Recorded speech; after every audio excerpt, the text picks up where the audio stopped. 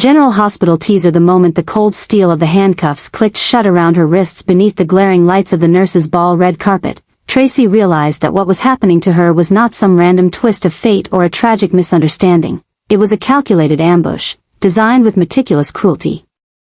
She didn't need to look far to know who was behind it. Drew. The smirk on his face as he stood at a safe distance, watching her humiliation unfold under the scrutiny of the media and high society, was more telling than any accusation. That smirk wasn't satisfaction, it was victory. And that, more than anything else, ignited something lethal inside Tracy. Not a fire of rage, not a scream of indignation, but something far colder, far more patient. A vow forged in silence. A vow that he would pay. As she was escorted past the sea of cameras and judgmental stares, the sting of humiliation wasn't just public, it was deeply personal. But unlike others who might crumble under such spectacle, Tracy allowed herself not even a flicker of weakness. By the time the precinct door closed behind her, she had already begun plotting. When faced with the accusation that a vial of ketamine had been discovered in her vehicle, she did not gasp or protest. She listened. She observed. She let every lie carve a mark into her memory. Because she knew one thing, Tracy never left evidence. Not unless she intended to. And if that evidence had magically appeared, it could only mean one thing: Drew had planted it. Perhaps out of fear. Perhaps out of arrogance. But no matter the motive, he had made the grave mistake of believing he could silence her through disgrace. Tracy had survived much worse than public shame. What Drew failed to understand was that every time someone tried to push her down, she rose with more precision, more wrath, and more intelligence. At the police station, she didn't shout. She didn't cry. She didn't plead. She sat in that interrogation room with her back straight and her eyes colder than ice, listening to the words being thrown at her as if she were gathering pieces to a puzzle only she knew how to solve. And indeed, she was. She didn't need justice to clear her name. What she needed was leverage. And when she walked out of that station a free woman, she carried not only her freedom but a weapon deadlier than any charge, the truth. In the shadows of her disgrace, Tracy knew exactly where to strike. She did not go to Ned. She did not go to Chase. She went to Nina. Not out of trust, nor friendship. It was a tactical move. Because Tracy understood people better than they understood themselves. And Nina, wounded, rejected, and barely holding on to her veneer of strength, was perfect. She was teetering on the edge of emotional collapse, and all Tracy had to do was nudge her over. Not with threats. Not with revelations. But with carefully placed reminders, fragments of memory Nina had buried in desperation. Tracy didn't accuse Drew of betrayal. She didn't need to. Instead, she evoked the night Drew walked away from Nina like she meant nothing. The night he sacrificed her credibility to shield himself. The night he looked into her eyes and pretended they had shared nothing. Tracy didn't say those words aloud. She let them hang in the air, suspended like venom waiting for a vein. Her gaze was a blade, sharpened by decades of navigating betrayal, and it cut through Nina's feigned calm with surgical precision. She spoke just enough to awaken the bitterness Nina tried so hard to suppress. And it worked. Because beneath the poised exterior, Nina's fury had never died. It had only been sleeping. Now, Tracy had given it a reason to rise. Like fire awaiting oxygen, all it took was one spark. One hint that Drew wasn't just unfaithful, but that he was manipulating the truth once again, dragging her and others into his games of power and deception. Tracy didn't have to raise her voice or make promises. She left Nina with nothing but a glance and a seed. A seed of suspicion, of betrayal, of righteous anger. And as she walked away, she knew that Nina would burn everything down herself. That was the brilliance of Tracy's revenge.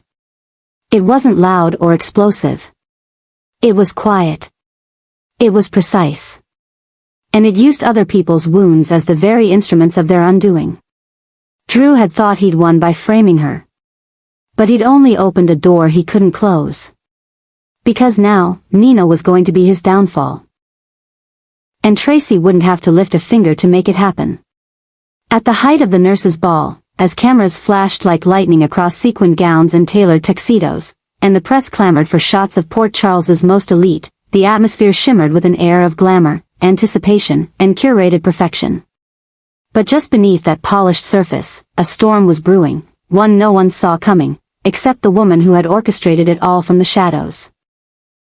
Tracy stood behind the velvet curtains, out of sight but never out of control, her eyes razor-focused, her heart steady with the calm of a master strategist. She knew her moment was near, and all she needed was the right trigger. And that trigger came in the form of Nina. With emotions twisted like a coil from Tracy's earlier manipulation, Nina moved with purpose, slicing through the crowd like a blade cloaked in satin. Her heels clicked against the floor with an intensity that made heads turn even before she reached Drew.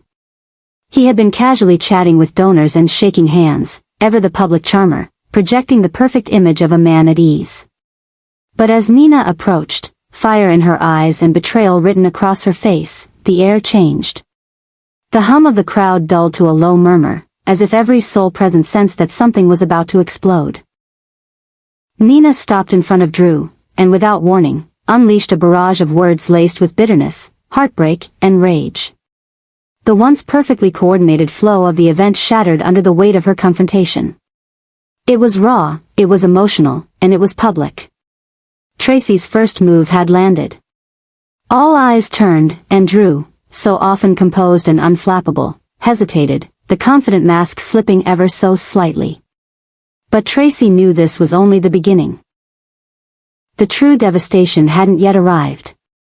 Moments after Nina's tirade began to subside, just as Drew struggled to piece together a response that wouldn't further incriminate him, a voice pierced the charged silence. A reporter, carefully planted by Tracy with a folder of carefully curated and timed revelations, stepped forward and raised a microphone. His voice was calm, but his question was a grenade thrown into a room full of secrets. "Drew," he said, "how do you respond to the long-circulated rumors about your relationship with Willow, particularly when the public has believed for so long that your affections lie with Nina?" A gasp rippled through the audience. Drew froze. For a fraction of a second, his face registered what could only be described as naked panic. Nina, stunned into silence, slowly turned to face him, her expression transforming from fury into something far colder, realization. And just beyond the glimmering runway, Willow, accompanied by Michael and the children, halted mid-step. Her eyes locked with Drew's, and the color drained from her face as if she'd been struck. The world seemed to stop spinning, the collective breath of the crowd held hostage by shock. Then came the killing blow. Without fanfare, without explanation, the giant event screen behind the stage flickered to life. A grainy, handheld video began to play. The audience saw Drew. Clearly intoxicated, disheveled, and completely unaware of being recorded, at the Brown Dog Bar. He was leaning in, lips meeting Willow's in a kiss far too intimate to be mistaken as platonic. His slurred voice could be heard confessing to feelings he claimed he couldn't suppress any longer, and hinting at a relationship that had clearly crossed a line. The footage wasn't just damning, it was inescapable. The elegant fabric of the evening unraveled with stunning speed. Murmurs turned into whispers, whispers into accusations. Cell phones were raised. Social media lit up like wildfire. Guests began to pull away, their polite masks dropping into astonishment. Willow became the nucleus of a media frenzy, bombarded with camera flashes and speculative questions. Her expression was blank, stunned into stillness. Michael stepped protectively in front of her, but the damage had already been done. The betrayal hung in the air like the thick smoke of an uncontrolled blaze. Nina, still watching the footage in disbelief, turned slowly toward Drew. Her eyes didn't brim with tears this time, there was no more heartbreak left. Only cold fury. She looked at him as if seeing a stranger, as if finally understanding that the man she defended, sacrificed for, and allowed back into her heart was never who she thought he was. And in the stillness of that revelation, Tracy's plan was fulfilled. She didn't need to raise her voice. She didn't need to plead her case. Her revenge had been enacted through the destruction of reputations, trust, and public image, all in front of Port Charles's finest. Drew tried to speak, to issue a denial, a rebuttal, anything, but every word died in his throat as the crowd closed in with judgmental eyes. His carefully constructed world was collapsing, piece by calculated piece. The triangle he thought he could balance, Willow, Nina, and his own ambitions, was crumbling into dust. And standing at the eye of the storm was Tracy. She remained hidden, calm, untouched by the chaos she had set in motion. She had not only exposed Drew's duplicity but also stripped him of every layer of protection he had relied upon. She had done it methodically, without needing to lift a hand, just the right seed, the right voice, and the perfect moment. In her possession was more than the video. Tracy held the original voice recording made by Cody. Raw, irrefutable evidence of Drew's indiscretions and his reckless entanglement with Willow. She also had photographs, dimly lit but damning, of that fateful night where lines were crossed, both morally and emotionally. She didn't need to release them. She knew the whispers would do the work for her. The truth had momentum now, and it couldn't be stopped. Drew had underestimated Tracy. He believed public disgrace would silence her. Instead, it awakened something far more dangerous. A woman with nothing to lose and the patience to wait for her enemies to dig their own graves. The nurses' ball had always been about spectacle, about performance. But this year, the most unforgettable act came not from the stage, but from the shadows, where vengeance dressed in elegance, and silence roared louder than any applause. Step by step, like a seasoned conductor guiding an orchestra through a symphony of chaos, Tracy allowed everything to unfold exactly as she had envisioned. She had laid each brick in the foundation of her revenge with precision, and now the walls were crumbling, just not around her. She didn't need to speak. Nina had done the talking for her, her voice fueled by betrayal and humiliation, her outrage spilling across the stage like wildfire. Tracy didn't need to lift a finger. The press, ever hungry for scandal, had done what she could have only dreamed of. They took Drew apart in front of the entire city, piece by damning piece. And she didn't even have to drive the final nail. The crowd, the whispers, the glances, the questions, they connected the dots with hungry delight, constructing a narrative that painted Drew exactly as he was, a manipulative hypocrite who thought he could play God with people's lives and walk away untouched. When Drew opened his mouth to deny, to control the narrative as he always had, his voice faltered. It was as if, for the first time, he realized he no longer held the power. His polished responses and hollow reassurances carried no weight. People didn't believe him, not because of the video alone, but because the illusion had shattered. The charisma that once shielded him now looked like the smirk of a con man caught in the act. His attempts to deflect were drowned in the collective noise of judgment and disbelief. And then, like a blade tearing through the final thread, Willow broke down. Her quiet, anguished exit, eyes full of tears, steps quick and uneven, was more devastating than any shouted accusation. It was grief made visible, innocence trampled by the fallout of a secret she never wanted to be part of. Nina didn't scream. She didn't slap. She didn't linger. She simply turned, her back to Drew, and walked away, shoulders squared, heart hardened. Cameras followed her, but she gave them nothing more than the silhouette of a woman destroyed for the last time by a man she had once loved unconditionally. Her silence was a sentence, and Drew knew it. It wasn't just over between them. It was done, buried, unspoken. A part of her had died that night, and it was the part that once believed he could change. And through it all, Tracy stood in the shadows, expression unreadable, arms crossed in the folds of her evening gown. She didn't gloat. She didn't revel. She simply allowed herself a single, slow, satisfied smile. It wasn't a smile of triumph or celebration. It was the cold, quiet satisfaction of a woman who had reclaimed her dignity not by begging for justice, but by creating it with her own hands. There was no joy in what she had done, only resolve. She hadn't destroyed Drew out of malice. She had done it because he had underestimated her, disrespected her, tried to humiliate her. And Tracy Quartermaine did not suffer fools, and certainly never forgave betrayal.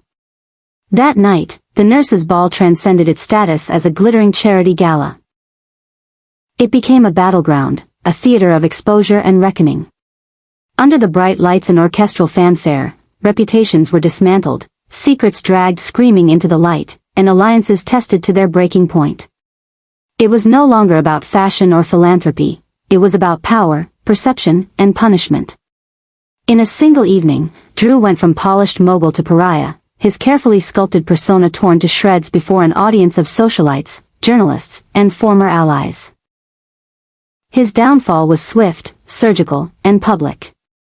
And yet, what made it all the more devastating was the subtlety with which it happened. Tracy hadn't screamed her innocence. She hadn't even argued when she was cuffed and shamed. She had waited. She had plotted. She had calculated the exact moment when the weight of Drew's sins would collapse his entire foundation. And then she'd struck, not with fury, but with finesse. Drew never saw it coming.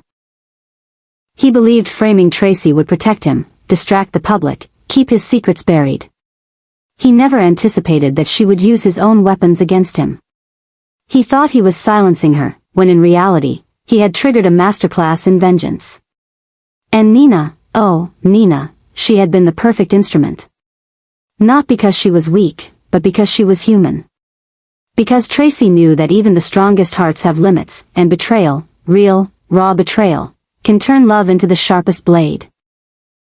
And in the middle of it all, swept into the storm like driftwood caught in a hurricane, was Willow. Sweet, trusting Willow, whose only crime was being a pawn in a game she never wanted to play. Her reputation, her peace, her family, now fractured under the weight of a secret she never asked to keep. The media wouldn't let her rest. The whispers wouldn't stop. And Drew, who claimed to protect her, had sacrificed her for his image, his power, his ego. Tracy knew all of this. And she watched. Not out of enjoyment, but out of justice. What happened to Willow was collateral damage, tragic, yes, but also a reminder that when men like Drew manipulate others, the ripples always reach the innocent.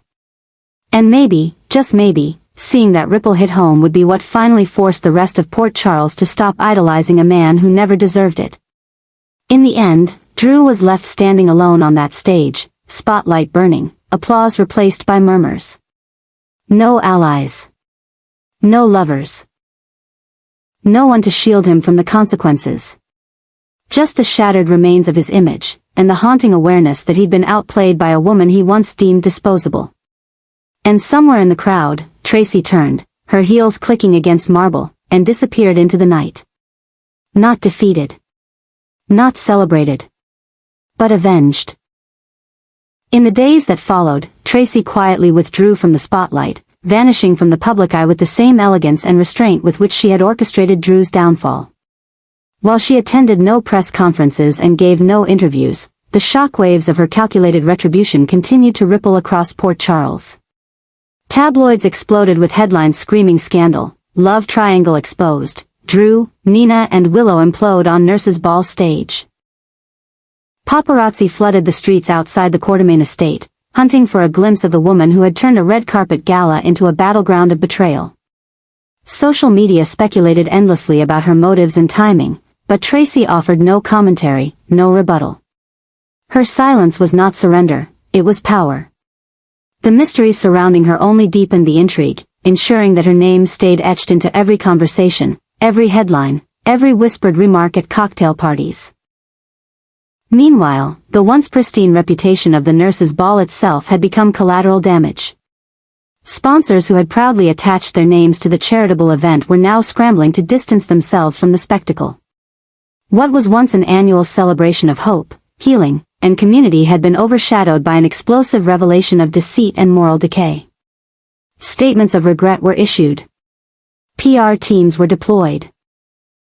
And yet, no one could deny that this year's gala had drawn unprecedented attention, even if it came wrapped in scandal. Still, while the event organizers worked tirelessly to restore its image, Tracy remained unmoved.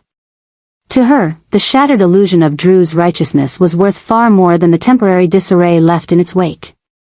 She had not set out to destroy the nurse's ball, only the man who thought he could publicly humiliate her and walk away unscathed.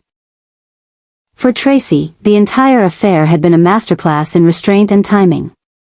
She hadn't needed to scream her innocence, hadn't needed to prove her worth through grand gestures or public tears. Instead, she waited. She watched. And when the moment was right, she struck, not with rage, but with precision. Her victory did not come with parades or applause, but with the quiet satisfaction of knowing that Drew's carefully curated facade had crumbled under the weight of its own hypocrisy. In a world where people shouted to be heard and clawed for relevance, Tracy understood that the most powerful messages are delivered not through noise but through stillness. She walked away with dignity intact, her reputation not just restored but enhanced.